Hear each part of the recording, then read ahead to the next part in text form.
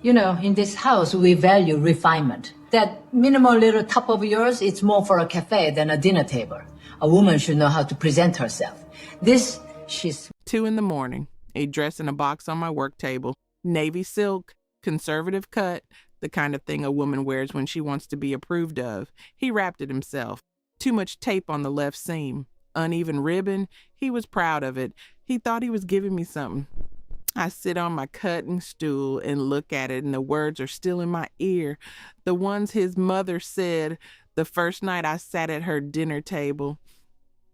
Pleasant voice. The tone of a woman who has never been challenged on anything. My maid dresses better. She said that to my face while sitting in my stitching. Here's the part she does not know. The blazer she was wearing that night, the one with the shoulder geometry I spent 3 weeks getting right, the wrap she had on at the second dinner, the structured jacket she wore to the third, the scarf her daughter gifted me as a suggestion of who I should be, all of it mine. Every seam, every drape calculation, every thread.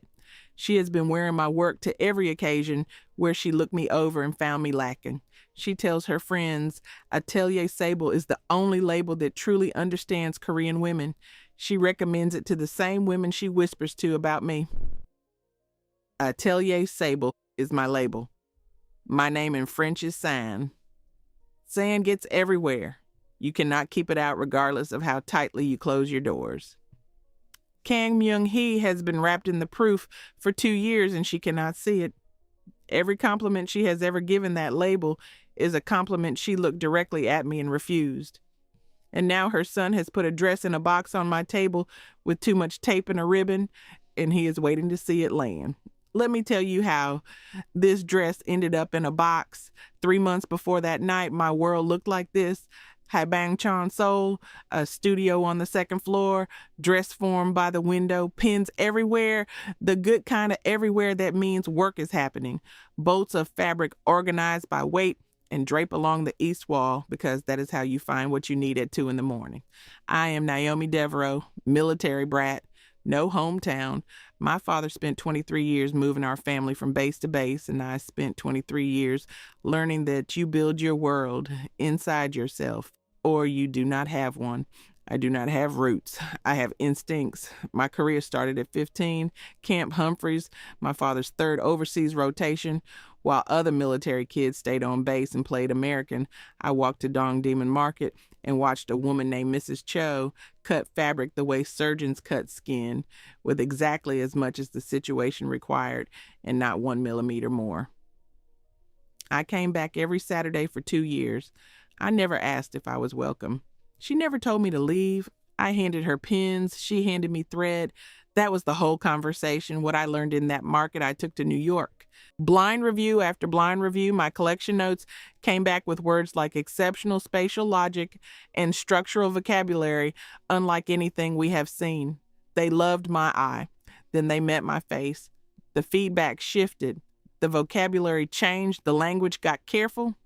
I got very good at reading what was not being said. So I built a name that could not be looked at. Atelier Sable. 6 years ago, stocked in 3 boutiques in Cheongdam, sold to women who would rather discuss the designer than invite the designer to dinner. The compliments flow to a name, military brat logic. Sometimes the advantage is that they do not see you coming. What I did not know yet was that the label had found its way into a particular apartment in Seocho. I did not know that a woman named Kang Myung-hee had discovered it through her daughter, who had sent her a link with 3 fire emojis. That Myung-hee had worn those pieces to every social occasion that mattered and told her friends that Atelier Sable was the only label that truly understood Korean women. That she had a son who was a creative director and who would walk through the wrong door on a Thursday afternoon and change everything. I did not know yet what that family would cost me. What I knew was this. It was a Thursday afternoon. The window was open. I had 12 pins in my mouth and a length of raw silk pinned to the dress form that was not cooperating, and someone walked through my door. The door was unlocked because I had been expecting a fabric delivery. The man who walked in was not delivering fabric. He was maybe 30, 32, Korean, dressed like someone who thinks carefully about clothes but not in a way that announces it. The way you only get when choosing well has been so consistent for so long, it has become invisible. He held his phone up and looked around the studio with the specific expression of a person who has arrived somewhere wrong and knows it, but has not yet admitted it. I did not take the pins out of my mouth. He said, "I'm looking for Sento?" Soulborn, clearly, no hesitation on the name. The navigation took me up the stairs. I looked at him. I looked at the door.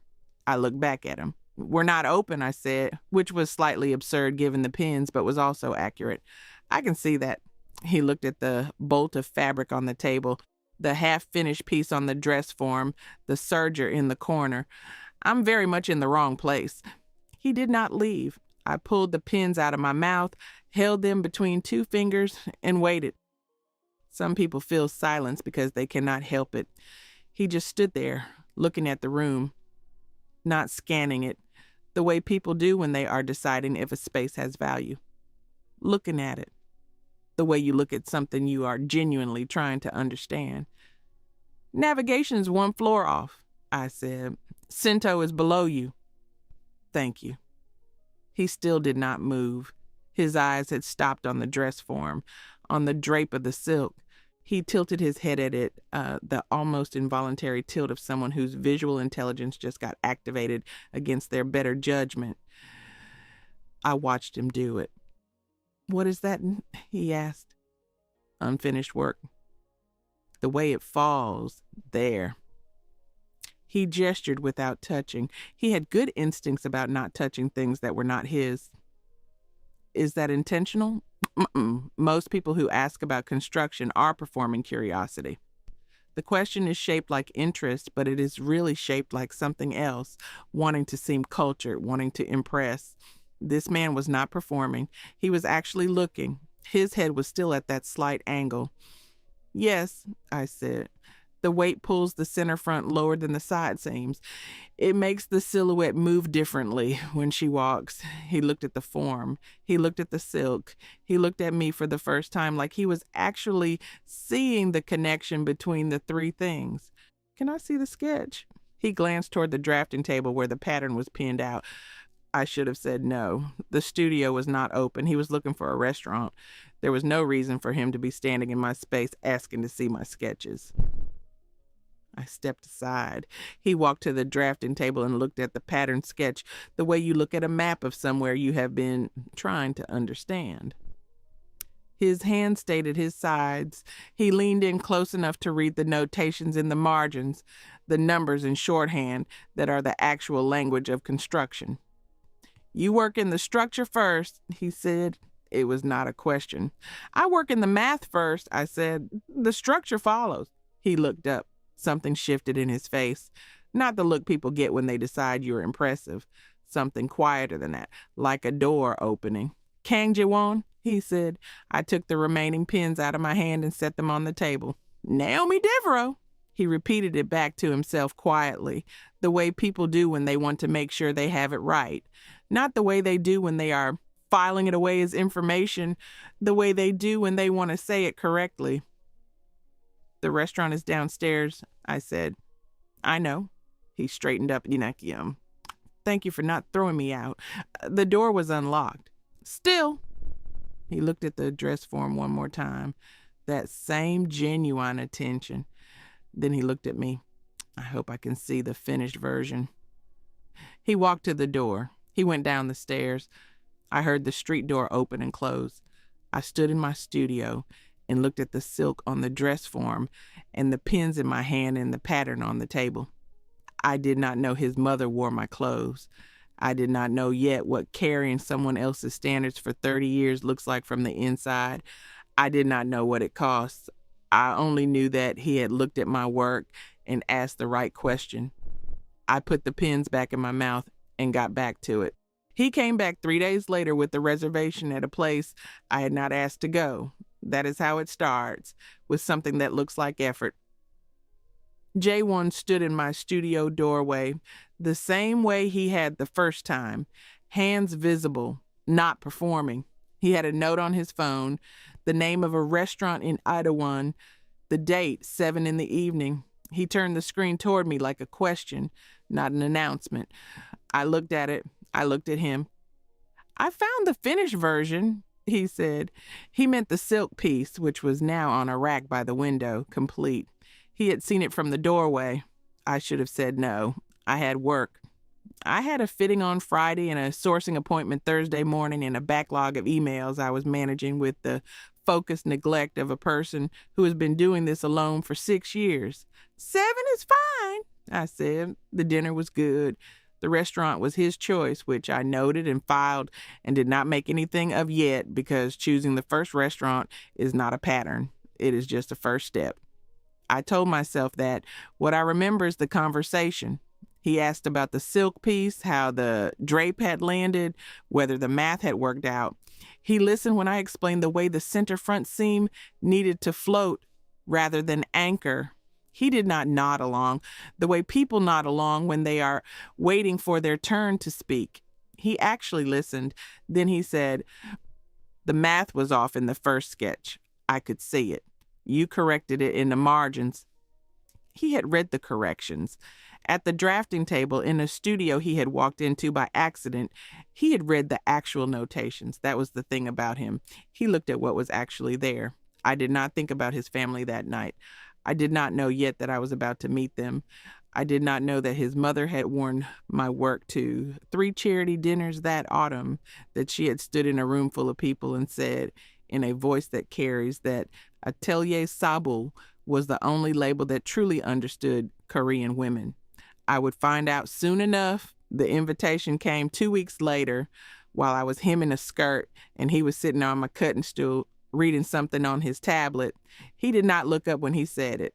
People who are bracing for a reaction often do not look up. My mother wants to have dinner. The family, she wants to meet you. I set the skirt down.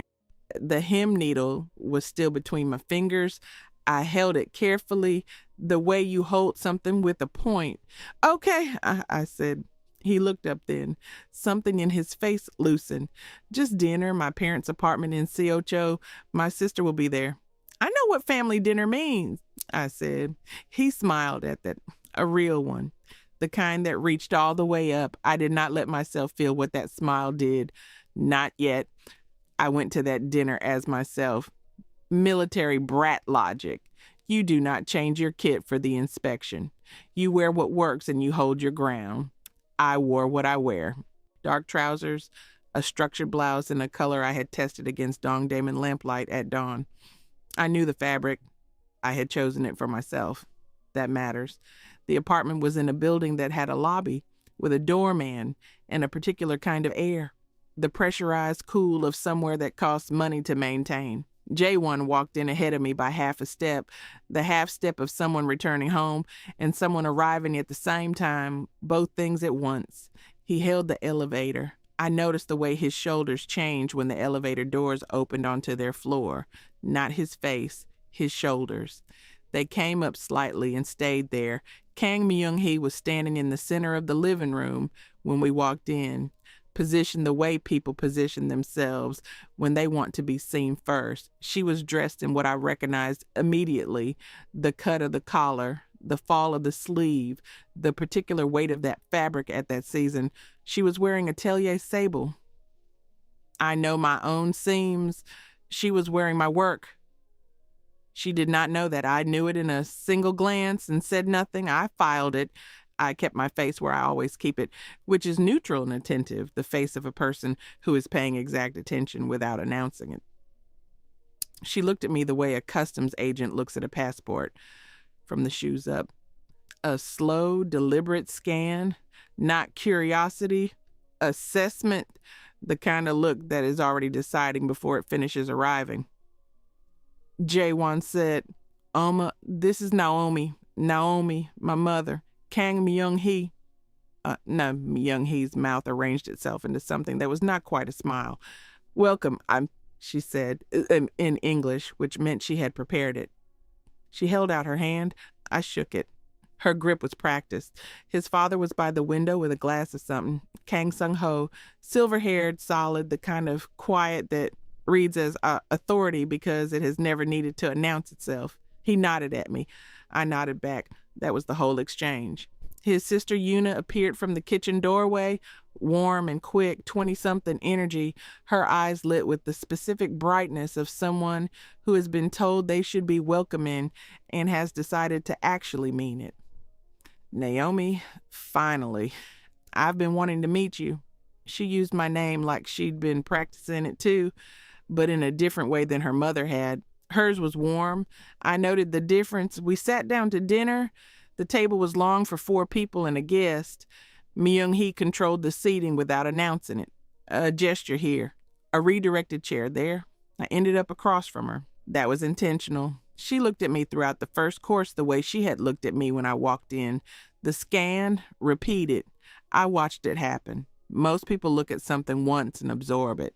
She was refreshing, checking, each look a recalibration. I ate. I answered questions. Her questions were shaped like curiosity and were built like tests. Where was I from? What did I do? How long had I been in Seoul? I gave her my military brat answer, which is not a single place, but a sequence of places, which is an answer that does not give her a bracket to put me in. She did not like that. I could see it in the small tightening around her eyes. Jaewon was watching his food more than he usually did. I noticed that too. The attack came between the main course and the dessert. Myung-hee looked at me. The full scan, slow and final. Then she said, with the pleasant tone people use when they want the words to land without the delivery being the problem, "What an interesting choice." She tilted her head slightly. "My maid dresses better." The table went very still. She was wearing my dress, my exact seam construction, my drape formula, my fabric choice.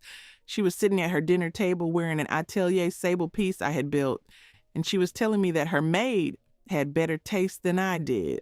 The irony was loud enough to fill the room. None of them could hear it. I kept my face where it belongs, which is exactly where I put it. I did not give her the reaction she was measuring for. I looked at her with the same attention I give fabric I am trying to understand, looking for where the weave goes wrong, where the tension is off. Jaewon put his fork down. He did not look up immediately. When he did, his eyes went to his mother first, then to me. Something moved across his face, a conflict too quick to name. He said, Amma, and nothing followed it.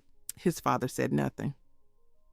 Sung-ho sat 3 feet from where his wife had just drawn blood at her own dinner table, and he turned his glass in his hand, and he said nothing. That silence was not absence. That silence had been practicing for 30 years. It was the most active thing in the room. Yuna's eyes went to her plate. She was young. She was not wrong to feel the difficulty, but she chose quiet too. I had read this family in 3 minutes. The source, the echo not yet fired but loaded, the amplifier not yet running but primed, and the silence that holds the whole structure up. I picked up my water glass and I drank from it and I set it back down. "These are beautiful rooms," I said to no one in particular. I meant I am still here. I have decided to stay. I am not scrambling. Myung-hee blinked once. She had expected something else. I filed that too. I stayed through dessert. I shook hands at the door. Jaewon walked me to the elevator, and I could feel the apology building in him the entire way down the corridor. The apology of a man who does not quite know what he is apologizing for. In the elevator, he said, "I'm sorry about what she said." "What did she say?" I asked exactly that, making him name it. He looked at the elevator doors. "She was rude." "She was," I said. The doors opened. He walked me out of the building and onto the street, and the night air was cold and clean. And Seoul did what Seoul does at 10 at night, which is continue completely indifferent to what just happened in an apartment 14 floors up. I knew something he did not know yet. I had been wearing his mother's approval for 6 years on a label, and she had been wearing my work for just as long without knowing. Every compliment she had given Atelier Sable was a compliment she had just refused to give to my face. I did not say any of this. I said goodnight. I walked home through Haebangchon. I was not okay. I was also not broken. Those are two different things. The first link arrived 4 days later. I was at my table cutting pattern paper when my phone lit up. J1. A screen capture of a website, a boutique in Cheongdam I had never browsed. A blouse, conservative cut, neutral color, understated. The kind of thing a woman wears when she wants to be approved of. His message, thought of you. This might suit you. I set the phone down on my cutting table and looked at it for a moment. I picked it up. I read the message again. He thought of me. He saw a piece of clothing and he thought of me. That is what he believed was happening. What was actually happening was this. 4 days after his mother had assessed me and found me lacking, the first corrective suggestion had arrived, not through her, through him, in his voice, with his warmth, with genuinely good intentions. He was not aware of the origin. He was just being thoughtful. That is what makes the echo chamber dangerous. It does not announce itself. It does not feel like pressure from the outside. It feels like care from someone close. I sent back, thanks, and I set the phone down and I went back to my pattern paper because I had work to do and because one link does not make a pattern. I told myself that. What J1 gave me in those weeks was soul, his soul, which overlapped with mine in some places and diverged in others. And those divergences were where the interesting things happened. He knew the city the way people know cities they were born into without thinking about it, from the inside. I knew it the way military brats know places, which is from observation, which is often sharper. On a Saturday afternoon, he bought me a dang from a cart outside Gyeongbagung, and we stood on the pavement and ate it, and he did not try to explain the history of the palace behind us. He just ate his food and watched people walk past. That was the right instinct. I had been there before. I did not need the tour. I told him about Dongdaemun at 3 a.m, the market when the vendors are restocking and the serious fabric people come out. He had never been at that hour. His eyes changed the way they had in my studio when he saw the sketch, that involuntary opening of genuine interest. Show me, he said. So I did. We went at 4 a.m. on a Wednesday, which was impractical and exactly right. The market that early is a different city. The lights are industrial, cutting. The vendors know what they're doing. No browsers, no tourists. Everyone there has a reason. I showed him how to re-drape by holding fabric against your arm and letting the weight show you the hand. He paid attention the way he always paid attention without performing it. When I stopped at Mrs. Cho's stall, he waited without asking questions, which was exactly right. Mrs. Cho looked at him once, looked at me once, and handed me a length of raw rami without a word. She went back to her work. Walking back through the Waken Market, I said, "She approved of you." He looked surprised. "She didn't say anything." "That's what approval looks like?" He thought about that. He did not try to explain his way into understanding it. He just held it. That was the morning I started lowering the guard I have been building since New York. Not all of it, not quickly. But just a corner began to ease. He had earned that much. I did not know what was coming. I did not know that in 7 days I would be sitting across from his mother again and watching her wear my work while she looked through me. The second family dinner was Myung-hee's territory even more clearly than the first. She had planned it. I knew that from the moment we arrived because the apartment had been arranged differently. The seating subtly shifted, and Myung-hee was already positioned at the table when we walked in, which meant she had placed herself to watch the door. She was wearing Atelier Sable again, a different piece this time, the structured blazer from the spring collection, the one I had built to look simple and was not simple at all, the one where the shoulder seam carries the whole argument of the silhouette. She was wearing it the way people wear things they love without knowing why they love them, which is to say, well, with confidence, the confidence of someone who has been told repeatedly that her taste is excellent, Her taste was excellent. She was wearing proof of it. She did the scan the moment I walked in. Slow, complete, practiced, shoes to neckline, back down, pause at my hands. She was looking for the same thing she had been looking for the first time and finding the same results. Una came in from the kitchen again. She was carrying a dish, warm from the oven. She set it down and she said, Naomi, you look great. And she meant it, and I could tell she meant it. And I noted the difference between the daughter and the mother, the way I note the difference between two bolts of fabric from the same mill, similar construction, different character. Sung Ho was in his chair. He nodded at me. That was still the whole exchange. Dinner moved through its stages. The conversation was better orchestrated than the first time. Myung-hee had decided on a strategy of demonstration rather than declaration. She talked about the places she had been, the events she attended, the labels she loved. She dropped Atelier Sable into conversation twice, once as an aside and once as a full sentence. She loved the label. She found it refined. She had recommended it to 3 friends this month alone. She recommended it to the same friends she had been whispering to about me since the first dinner. I learned this later. I want you to hold that. Myung-hee talked about Atelier Sable's elegance with the confidence of a woman who believed she had excellent taste, which she did, which was the problem, which was the whole terrible engine of it.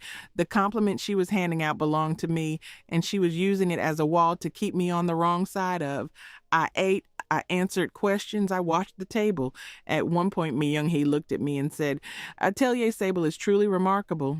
The designer understands Korean women in a way most Western labels simply do not. She tilted her head. Have you heard of it? Something moved through my chest that I did not let reach my face. I've seen the work, I said. Beautiful, she said with finality. She picked up her glass. Jae-won was watching his food again. Sung-ho said nothing. I filed everything and I ate my dinner. And when the evening ended, I shook hands at the door and I walked to the elevator. And I held myself exactly right until I was on the street. He picked the restaurant the next time. A Japanese place in Gangnam. Formal reservation required. He had booked it a week out. I did not remember saying I wanted to go to Gangnam or to a formal Japanese restaurant or to anywhere that required a reservation that far in advance. I went. The food was good. The restaurant was the kind of place where you dress for it, which meant I was the only thing at that table that did not match the room. And I noted that he had chosen the room without asking me what I wanted to wear to it. He was not doing it to control me. I want to be precise about that. He was doing it because in his world, this is what taking someone to dinner looks like.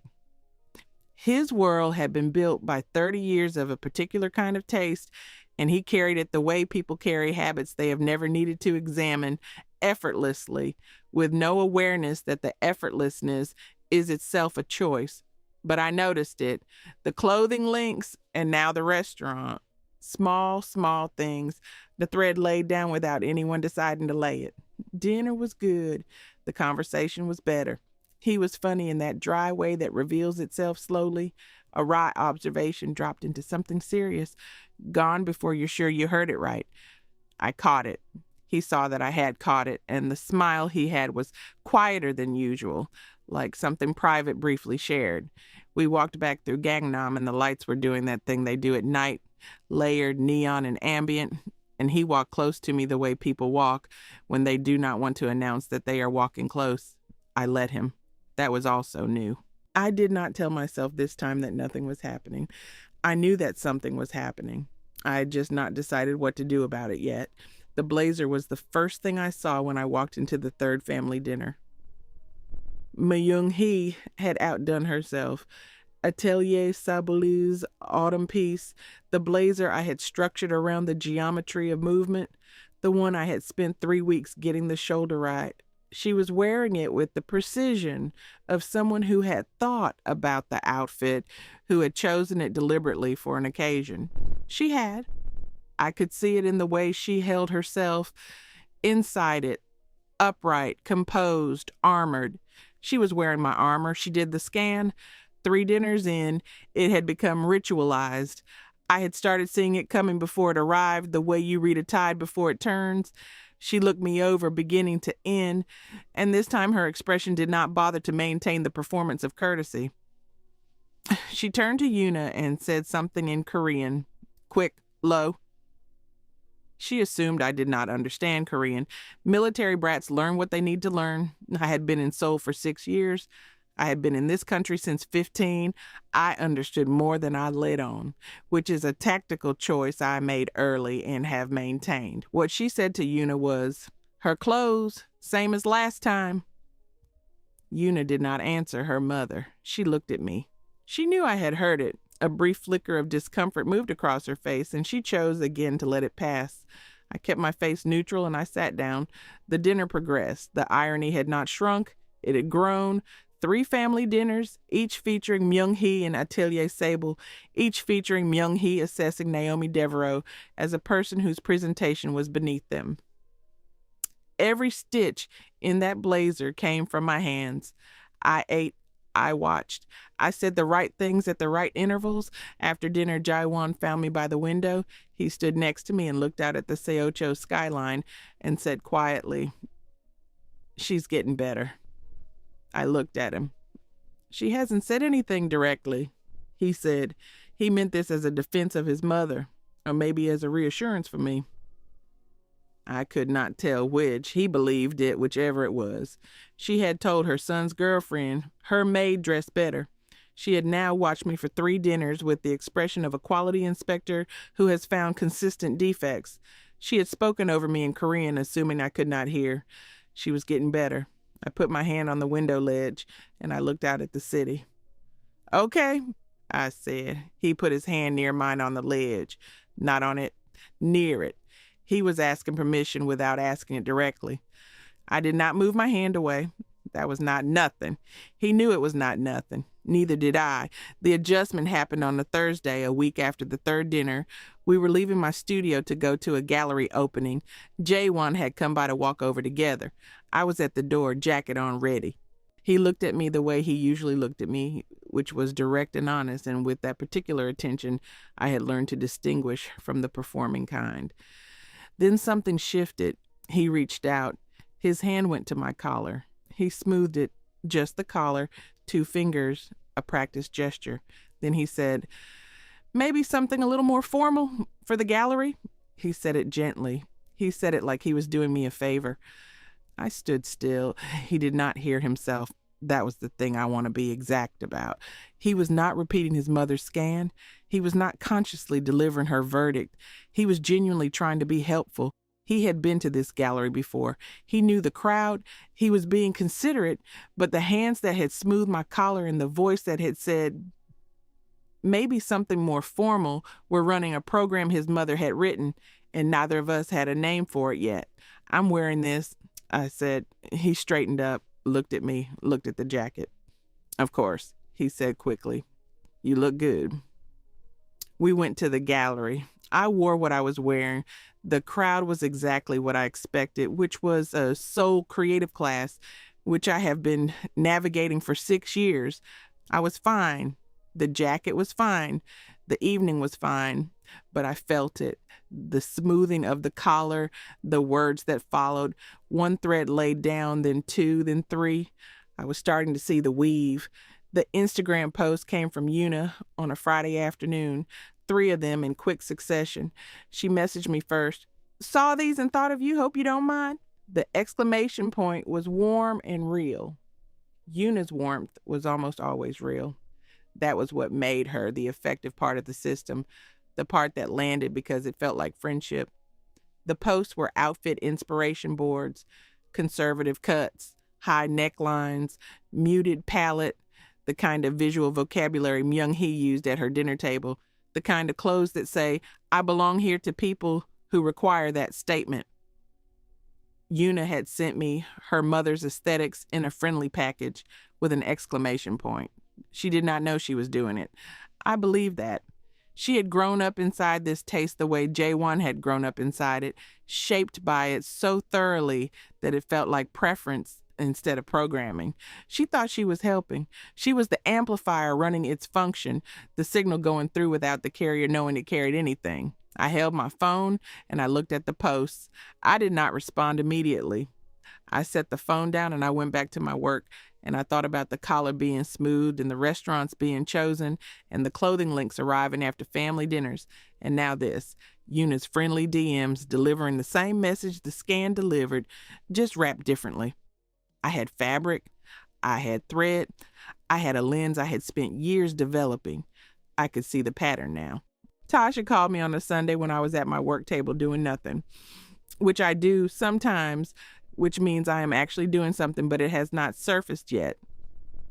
Tasha Washington, Camp Humphreys days, the girl who had been my first real friend in Korea and who had made it look effortless, while I made it look like the project it was for me. She lived in Berlin now. She called every 2 weeks, and she had the specific gift of saying exactly what she thought while somehow making it feel like company rather than judgment. "Tell me about him," she said. She meant Jaewon. I told her. The studio, the sketch, the dinners, the market at Dawn, the collar. I told her about the clothing links and Eunice posts in the restaurants. Tasha was quiet for a moment. Then she said, "Naomi," just my name in that tone. "That family is programming you," she said. "The mother is running direct interference, the sister is friendly firing, and your man is delivering the updates." I did not say anything for a moment. "He doesn't know," I said. "I know he doesn't know," Tasha said. "And that's how programming works. The installed code doesn't know it's installed. It just runs." I was quiet. "The question," Tasha said, "is not whether he's a bad person. He's clearly not a bad person. The question is whether you're going to let yourself get slowly adjusted into someone his mother would approve of before he figures it out." I looked at my work table, the pattern weights holding down the tracing paper, the pens in their magnetic dish, my space built by me, organized by the logic of what I actually need. "I have language for what I'm seeing," I said, not to Tasha, to myself. "You have always had language," Tasha said, brisk and affectionate. "You just needed to hear it out loud." "How do you know all of this from Berlin?" "Because it's always the same story," she said. "Someone very good loves someone very complicated, and the complicated one has a whole family that runs coat, and the good person starts smoothing their collars." I laughed. It surprised me, but it was real. "You owe me Pat Bingsu," I said. "I'm collecting in June," she said. After we hung up, I sat at my table for a while. I let Tasha's words settle where they needed to settle. I was not angry. Anger is available, but it is rarely the most useful instrument in the kit. What I had instead was clarity, the kind that comes from naming a thing you have been feeling around in the dark. You find the word and the shape appears. Jaewon was not his mother. He was not Yuna. He was not Sung-ho. He was himself, a good man carrying code he had never had reason to examine. But I had eyes. I had been reading fabric and people for long enough to know that what looks like care can also carry what someone else decided you needed. What looks like thoughtfulness can also be a borrowed verdict. The question Tasha had left me with was not a question about Jaewon's character. It was a question about mine, about how long I would let myself be read by another woman's scale. I already knew the answer. The rooftop happened on a Tuesday evening at the end of November. I had not planned it. I had been in the studio late, working past the point where work produces returns, the kind of late where you are there because the studio is where you belong rather than because the work requires you. Jaewon had come by after a site visit, still in his work coat, carrying 2 cups from the coffee cart 3 streets over. He had been doing that lately, bringing coffee, appearing at the edge of my evening without requiring invitation or explanation. It had become something I expected. I had not decided how I felt about that. The studio was too warm from the serger running all day. I opened the back window and we were looking at the rooftop, and one of us said, or maybe neither of us said it exactly, but it happened anyway, and we were up there. High Bangchon from above at night is a particular thing. The streets below are lit, but not overlit. The rooftops are their own layer of city. You can see the hills and the older buildings, and in the distance, the newer towers throwing light at the sky. It is not spectacular, it is honest. We stood at the railing, and he handed me my coffee, and we looked at the city. He said, what's the next collection? Working on it, I said, which was true. The threat of it had been there for months. Something about movement without fixed address, about the quality of being from everywhere and nowhere at once. I had not found the name yet. I had the bones. The Remy you got from Mrs. Cho's stall, he said. You're using it for something specific. He had remembered the Rami from the market at dawn, a detail that had happened once, weeks ago. For a jacket, I said, the base piece. He nodded, looking at the city. He was quiet with it, that genuine quiet I had learned to distinguish from performed quiet, which is a distinction that matters. The air was cold. Seoul in November, the specific cold of elevation, the particular quality of wind that comes in from the hills. He was standing close in the way that was by now familiar and by now no longer something I needed to address. He turned to look at me. The city was behind him, lit and ordinary and somehow exactly right for this. Naomi, he said. And he stopped. I turned to look at him. The distance between us was not large. It was the distance of people who have been standing close for a while without deciding to close it. The particular space that is its own kind of statement. His eyes were on mine, not performing anything, not building to a line, just there, with that attention he had been giving me since the first evening, the attention that had been the whole problem from the beginning. My heart was doing something deliberate and unhelpful.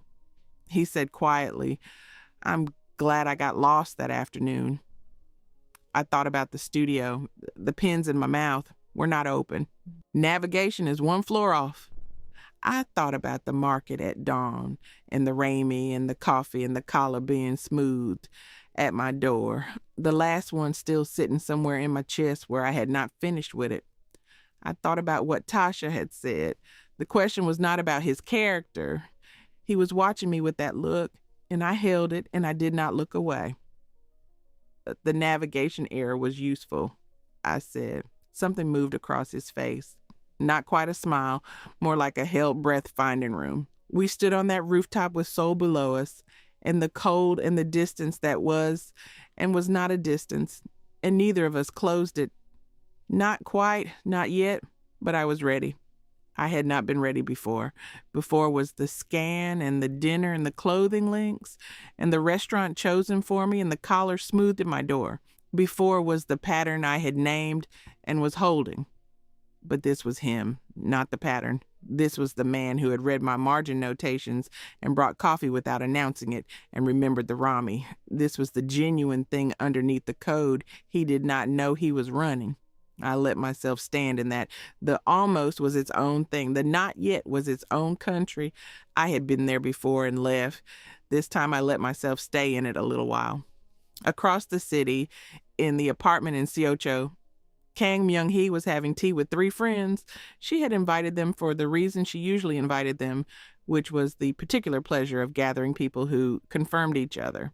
She wore the Atelier sable wrap she had bought last spring, the lightweight one for evenings indoors, charcoal with a particular quality of surface that held lamplight well. She was telling them about the label. She recommended it to everyone now. It was simply excellent. The work was refined. The proportions were correct. The understanding of how fabric moves on a Korean woman's body was, frankly, unmatched by any other designer she had found. She said this with the authority of a woman who has spent decades becoming an expert in her own taste. She said it to the same friends who had heard recently about Jaewon and the woman he was seeing, the American, the one who was not Korean, the one whose presentation, frankly, needed work. The friends nodded and sipped their tea. Myung-hee held her cup and talked about how good Atelier Sable was. She had no idea that the designer behind every stitch she was wearing at that moment was the same woman she had been describing to those friends as insufficient. She was wrapped in the proof, and she could not see it. Every compliment she had ever given that label was a compliment. She had looked directly at me and refused. The irony was building towards something. It was not ready to land yet, but it was coming. I was on a rooftop in Haibangchon with a man who looked at me and remembered the Rami. Both things were true at the same time.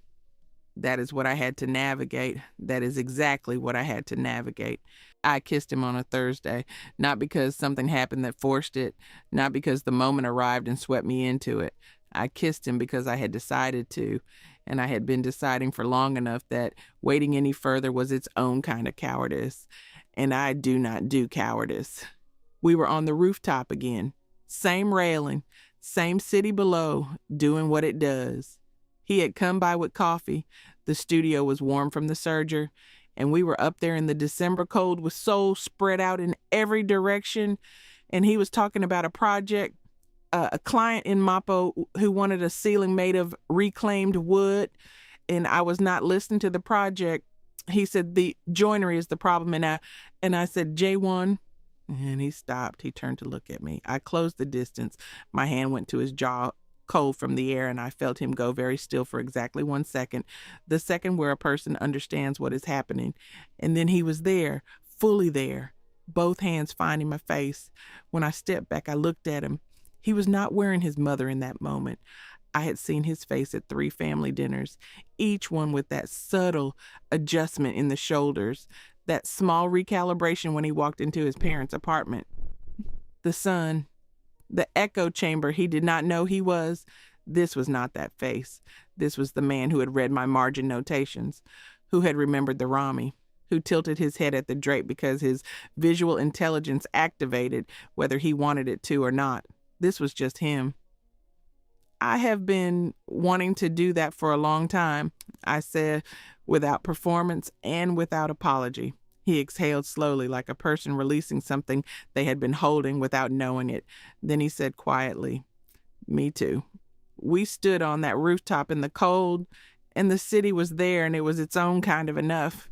3 days later, something shifted. He had come to the studio in the evening. We were looking at fabric swatches for the Nomad collection, the Rami from Mrs. Cho's stall, anchor in the row. He picked up a length of linen, deep rust, held it up against the lamplight the right way. This one, he said, for the jacket lining, against the Rami. He was right. I was about to say so. Then he said, and maybe for the pieces going to the Cheongdam placement, something more. And he paused. He stopped. He set the linen down. Something moved across his face, brief and internal, the specific expression of a person who has caught themselves and is trying to understand what they caught. Something more what? I asked, not sharply, just directly. Nothing, he said. The rust is right. I could see the moment working in him, a hairline fracture trying to widen and not quite having the room. He picked up the Rami again. He held it correctly. I let it sit. 2 weeks later, Myung-hee staged another dinner. She was bringing a friend, the wife of someone at his father's firm, a display occasion. The friend would form an opinion, and the opinion would travel the network. These opinions travel. I had been to 3 of those dinners. I knew how she assembled the picture. All right, I said when he told me. He had heard something in those 2 words, and I could see him deciding not to defend his mother, which was the right instinct, even if he did not quite know why. He looked at the linen swatches on my table instead and said, the rust piece is going to be exceptional. I picked up a pen. It is, I said. At dinner, Myung-hee wore Atelier Sable again, the wrap jacket from the transitional collection, the one I had built around a specific problem with the shoulder-to-sleeve ratio. She was working through the catalog. The attack came over dessert. She said something to her friend in Korean, lateral and quick, the way that assumed I was not in the room, linguistically. She said, she is a designer in Haibangchon. Clothes. Her friend said, how nice, in English, the 2 words of a woman performing politeness. Myung-hee looked at me directly. Clothes are so personal, she said. The right ones make such a difference. The wrong ones, and well. She lifted her hand, a small gesture, the gesture of something left unsaid that had been fully said. us. J1 put his fork down. He looked at his mother. He looked at me. That conflict moved across his face fast, the quick arithmetic of two loyalties producing the wrong answer. He said, "Amma," and nothing followed it. And then he said, "The dessert is excellent," and picked up his fork again. He chose her side, not with words, with the fork and the silence and the return to the dessert plate. I ate my dessert. I filed it. I held my face exactly where I keep it, but I felt it. The particular quality of hurt that comes from a pattern confirmed, not a new wound. The specific weight of watching someone look away at the exact moment they should not look away. Knowing does not stop the landing. 2 days later, he came to the studio. I was packing for a sourcing trip, 3 days in Gyeonggi Province, fabric mills, suppliers I had been working with for 4 years. My travel case was open on the cutting table, samples going in, organized. He sat down. He watched me pack. He said nothing for a while. "I'm sorry about my mother," he said. "I know," I said. "She doesn't mean to." He started and stopped himself because even he could hear that it was not the right sentence. I folded the last sample and set it in the case. He was looking at the organized rows, at the work that was going to happen with or without anyone's approval of how I dressed for dinner. "I want to be the reason you unpack," he said. The studio went quiet. He was not performing it. He had said it the way you say things when they arrive from somewhere underneath your prepared words, when the real thing surfaces before you can stop it. His face was the face of a man who had just frightened himself a little. "That's the scariest thing anyone has ever said to me," I said. "Because it is not a small thing," I said. "What you're asking for is not a small thing." "No," he said, "it isn't." We looked at each other across the cutting table with the open case between us. "I'm going on the trip," I said. "I know," he said. "And when I come back," I said, and stopped, and he waited, and neither of us filled it. I closed the case. He walked me to the door. He stood there while I went down the stairs, and when I reached the street and looked up, he was still there, doing that thing he did where he paid the right kind of attention. I thought about what he said for 3 days. I came back. He did not make it into a thing when I walked through the studio door again. He was there with coffee the way he was always there with coffee, and he asked about the mills, and I told him, and we were back in it. The specific ease of people who have said something large to each other and chosen to keep moving anyway. 3 days after that, a gallery opening in Hanam. He was standing in front of a piece in layered textile, the artist doing something interesting with transparency and weight. I came to stand beside him. He said, "You know the Mapo client I was telling you about? He wants something for the walls now." He paused. That same quality I had first seen over the fabric swatches, the almost catching. I was going to say something about what would make the room acceptable to a certain kind of client. "What kind of client?" I asked. "My mother's kind," he said. Something new in his voice, not quite understanding, but the first approximate shape of it. "What did you say to him?" I asked him what he actually wanted. J1 said, "Not what would look approved of." He was looking at the textile, not at me, his face doing something difficult quietly. I looked at the layered fabric too. The transparency caught the light. The weight was there underneath. Something was happening in him that was not finished, and I was not going to rush it. A Sunday at his parents' apartment. Una came to me before dinner with something in her hands, a scarf wrapped in tissue. She held it out with her eyes bright. "I saw it and thought of you immediately," she said. She meant it. I unwrapped the tissue. The scarf was deep indigo. I recognized the weave, the way I recognized my own handwriting. I had sat at the frame for 2 weeks testing this weight, the drape, the seam construction at the border, my specific solution to a structural problem with this weight of silk at this width. I know my own stitching. I was holding an Atelier sable scarf. Una had gifted me my own work. "It's Atelier sable," she said warmly. "I know you know the label. It's just so refined. I thought the color would be beautiful on you." The color I had chosen because it reads as presence without announcing itself. It's beautiful, I said. I folded it. I held it in my lap through dinner. The family system was thorough. Myung-hee with the direct assessment, Jae-won with the careful suggestions, Yoona with the friendly gifts, all of them delivering the same verdict in their own key, none of them hearing the chord they made together. I knew my stitching. I had always known my stitching. The question was how much longer I was going to sit at this table holding it. Later in the evening, Myung-hee stood from the table. She was wearing the autumn blazer, my autumn blazer, the shoulder geometry I had spent 3 weeks building. She moved well in it because the piece was designed for exactly that. She gestured to herself and said to the room, "Why can't she dress more like this?" She meant me. She was gesturing to my design. The silence at the table had its own sound. Yoona looked at her plate. Sung-ho turned his glass. Jae-won looked at his mother. Something happened in his face. I watched it from across the table. A flicker, the almost shape of a thought trying to arrive. He looked at the blazer. He looked at me. The look moved between the two things, and I could see it. The almost connection, the fraction of a second where something tried to assemble itself. Then it went out. He looked at his water glass. He said quietly. Naomi looks good. The smooth management of the moment, the instinctive inheritance. He had been smoothing moments like this for 30 years without knowing that smoothing them was also running the code. He had been so close. I could see exactly how close he had been. I picked up the scarf from my lap. I set it on the table beside my plate. The scarf was my stitching. The blazer on his mother was my geometry.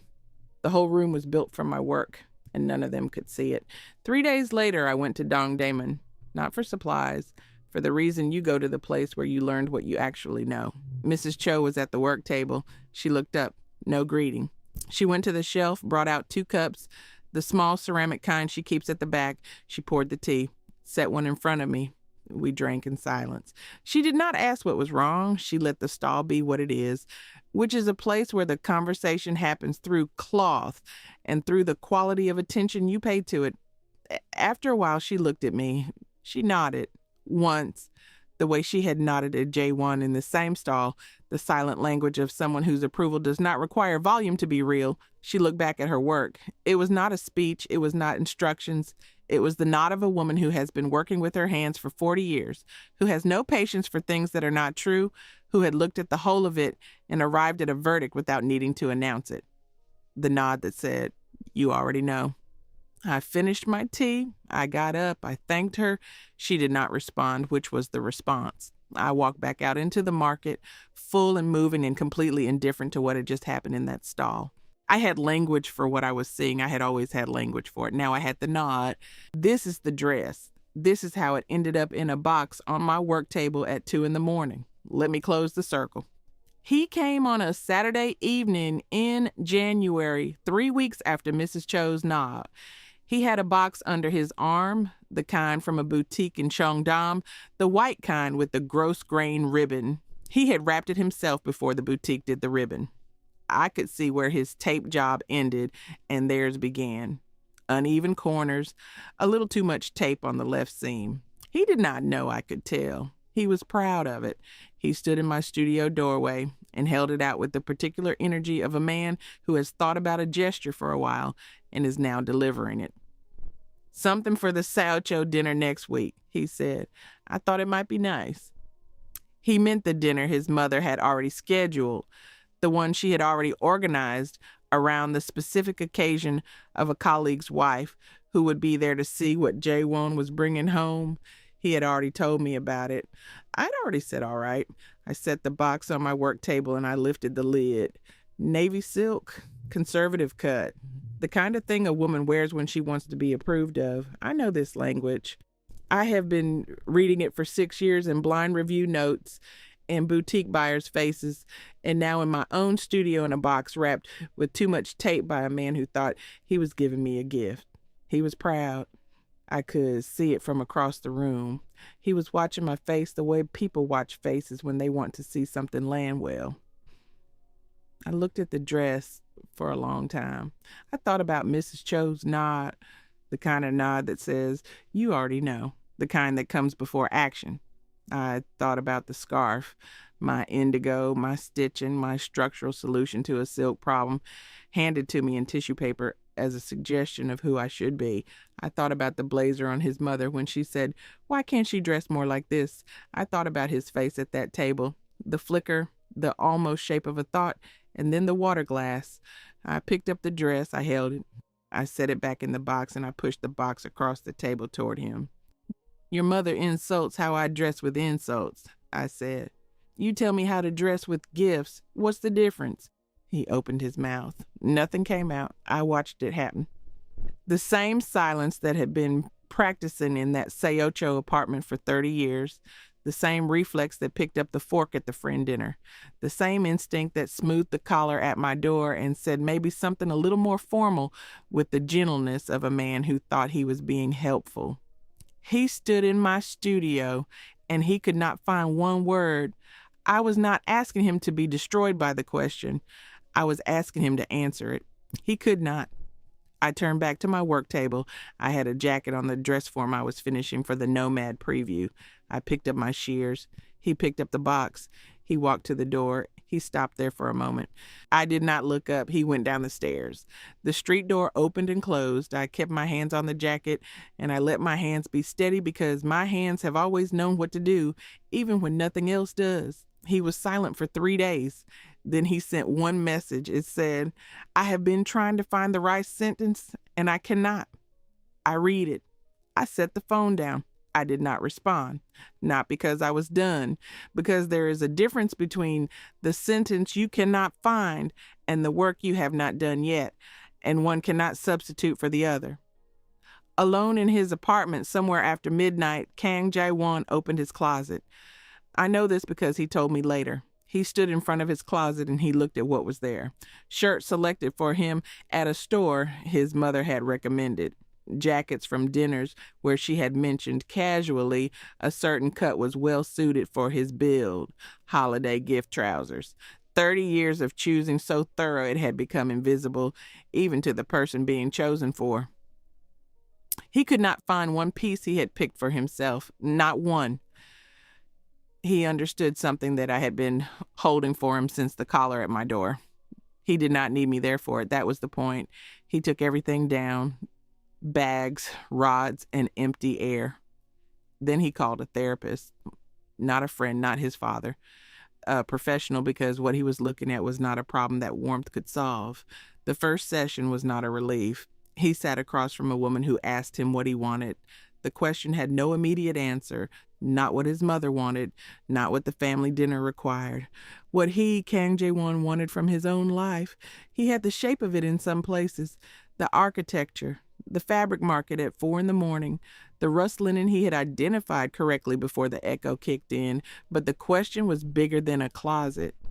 He went back the following Tuesday, and the one after that. In my studio at midnight, 3 weeks after the dress in the box, I sat at my work table with my seam ripper. Not for a client, not for the Nomad collection. I had a jacket in front of me, one of the first pieces I had ever produced under the Atelier Sable label. 6 years old, the architecture of it was still correct. The seam held. I had been good even then. On the inside, just below the neckline, was the label. White grosgrain, black script, Atelier Sable. I looked at it for a while.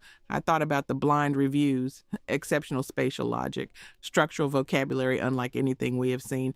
I thought about the faces that had changed when I walked in afterward, the vocabulary that shifted, the language that got careful. I had built a name so I could work in peace. Sand gets everywhere. It had worked. The compliments had flowed.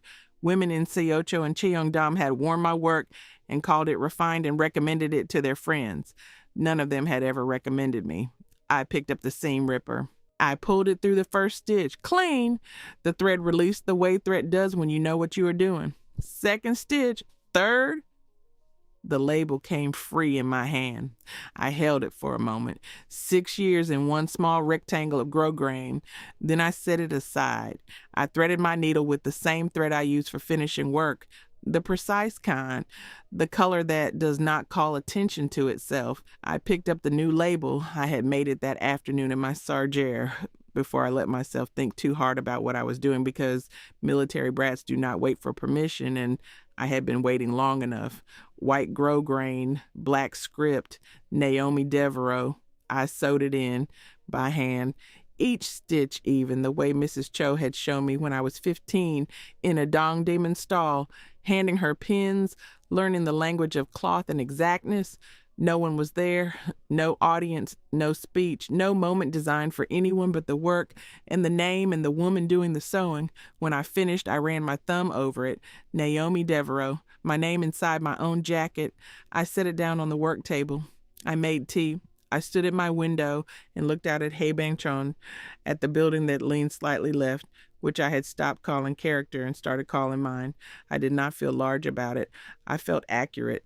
There is a difference. The Nomad lookbook went out to the press contacts 6 days before Seoul Fashion Week.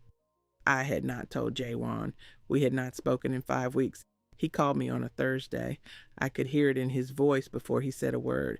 The quality of a man who has been shown something and is trying to understand his own response to it. The Rami jacket, he said. Yes, I said. The rust lining, the pieces from Gyeonggi. Yes. He was quiet for a moment.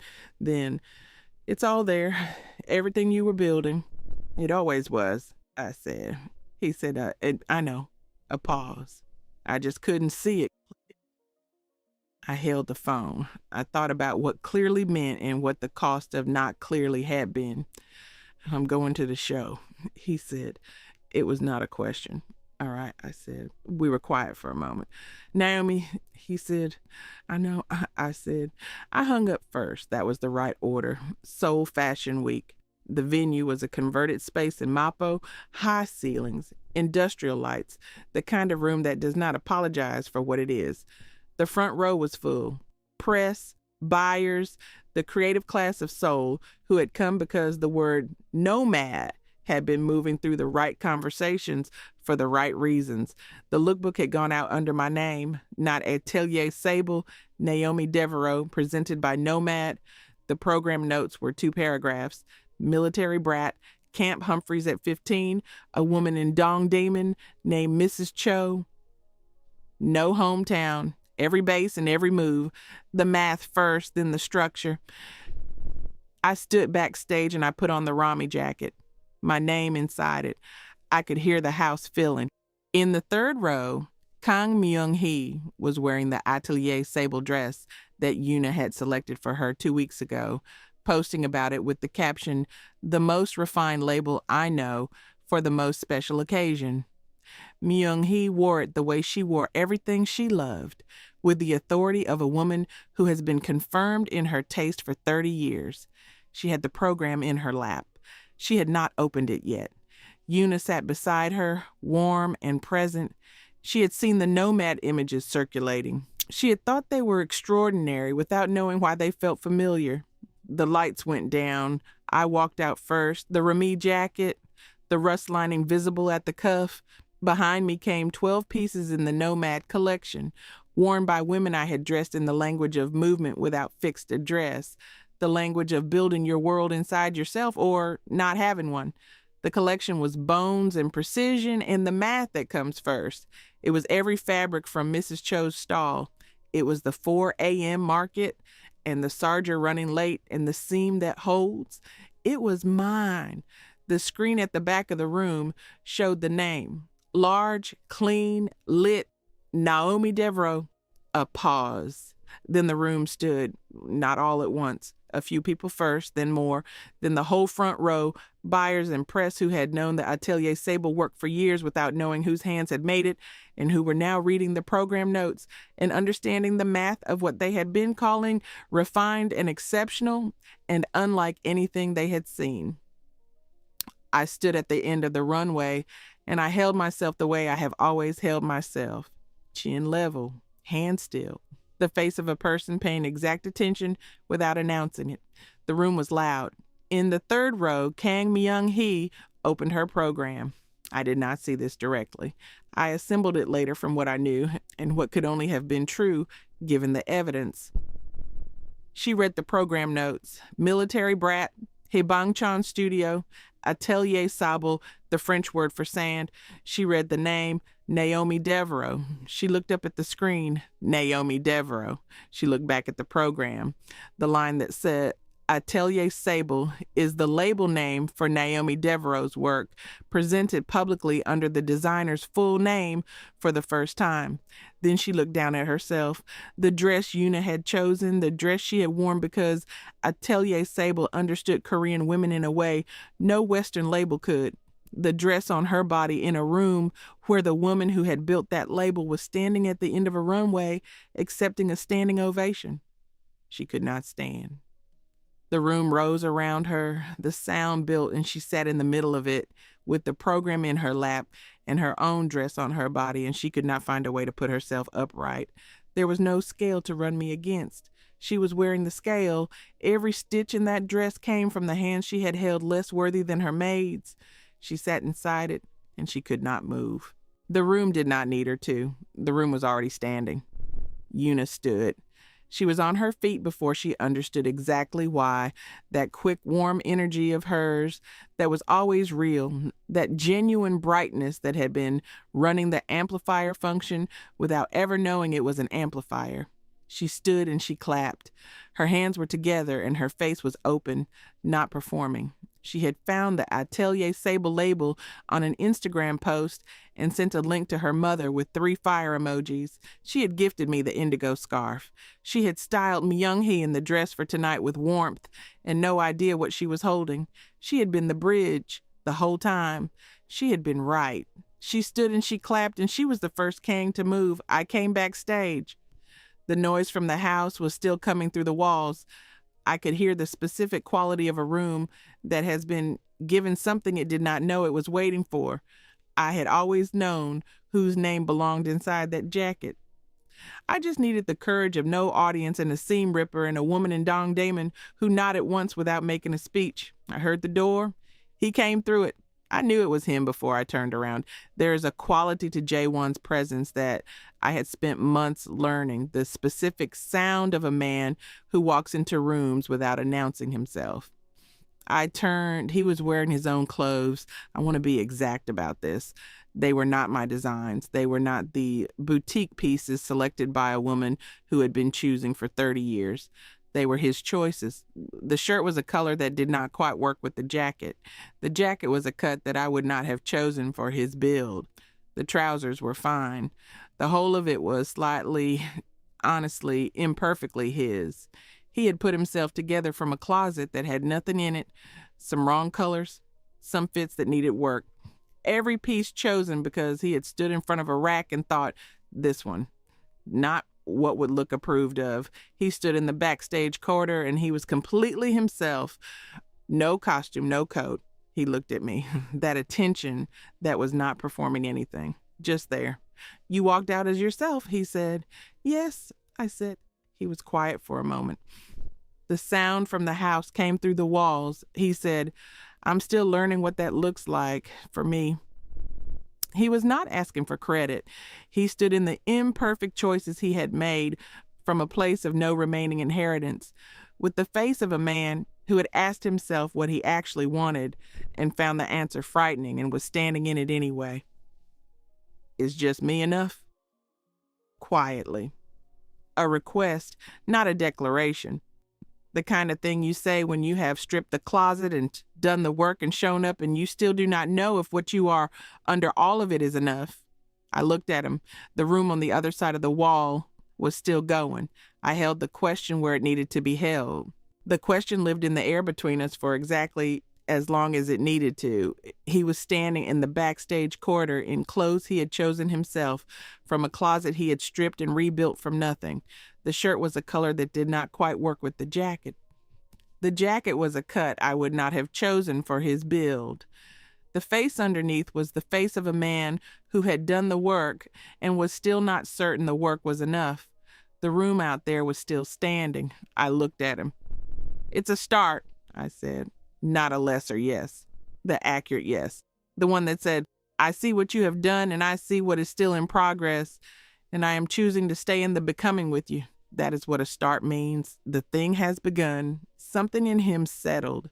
A long breath finding room, I stepped toward him. He met me in the middle. We did not walk out like people who had won something.